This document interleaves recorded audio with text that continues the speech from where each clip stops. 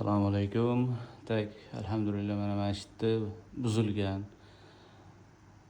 Meni qoplashga keldim, xudo xolasa. Sababi mana shu konditsionerni patolojniy chillerni sistema deydim buni ustalari qo'yishayotganda ozgina texnik xatoga yo'l qo'yishgan.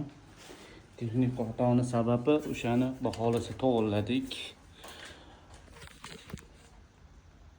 Texnik xatoni sababi konditsionerni mana masjidda agregatda fenni drenaji suv chiqib ketadigan yo'li bor mana bu yerda.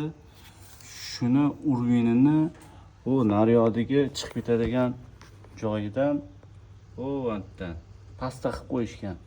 Shuni hisobiga bu yerdagi suv yig'ilib, patologga tushib, patologning rasvosini chiqarib tashlagan. Shuni biza urvinda olib turib, ko'tarib, shuni to'g'rilashga harakat qildik. Xudoga shukr, mana endi zo'r ishlayapti. Mabodo shunaqa konditsioner patologni ichiga qo'ydirayotgan bo'lsanglar akalar, yaxshilab kontrolkasiga olmasanglar, bu keyin patologiyalarni buzishga to'g'ri keladi.